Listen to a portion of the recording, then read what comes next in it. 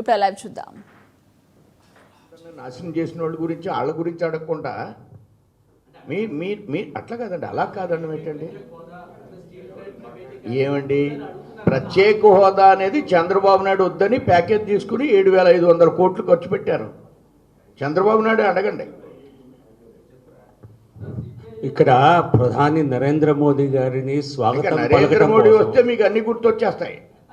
కాదండి, హామీ కాదండి, హామీ ఇచ్చి 7,500 కోట్లు మీరు రిలీజ్ చేసాం పార్లమెంట్ సాక్షిగా. మీకు కావాలితే ఇస్తాం. ప్రత్యేక హోదా గురించి ఇంక మీరు అడగక్కర్లే. 10,500 కోట్లు రిలీజ్ చేసింది మీకు ఇస్తాం. చంద్రబాబు నాయుడు తీసుకున్నాడు. అది అడగొద్దడం లేదు, ఇచ్చామంటున్నాను, అది రాయమంటున్నా. దయచేసి అట్లా కాదు, అడగొద్దడం కాదు, అది ఇంప్లిమెంట్ అవుతుంది, అది మీరు రాయండి అని మిమ్మల్ని రిక్వెస్ట్ చేస్తున్నాను అంతే.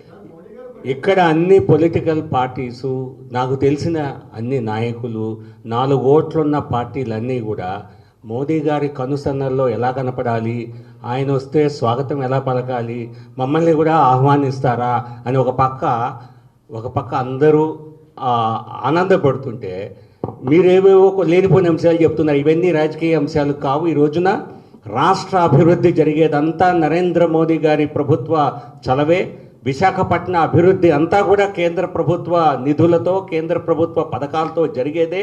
మీరు మాట్లాడే అంశాలు ఇవి ఈరోజు ఏ పార్టీ ముందు కూడా ఉన్నటువంటి అంశాలు కావు. ఇది కేవలం మోదీ గారు చేసే అభివృద్ధి నుంచి బీజేపీకి లబ్ధి చేయకూడదనేటువంటి కొంతమంది ప్రయత్నం ఈ రోజున హైలైట్ అవుతోంది. మోడీ గారు చేసిన అభివృద్ధి దానికోసం అందరూ తహతాలాడుతుంటే టీడీపీ వారు, వైసీపీ వారు అందరూ మేము మోదీ గారితో ఉన్నాం, మేము ఉన్నామని తహతాలాడుతుంటే మీరేనండి ఏవో ప్రశ్నలు మీరు చెప్పే పార్టీలు ఏవి మాకు కనపడటం లేదు.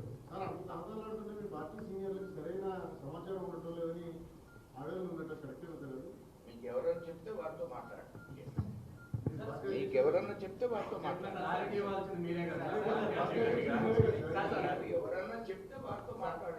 నేను కాదు కదా. జరగవలసినవి అన్నీ జరుగుతాయి.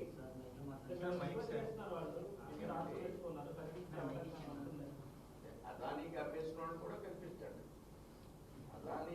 అదానికి అమ్మేశాడు, వాడు కల్పిస్తాడు.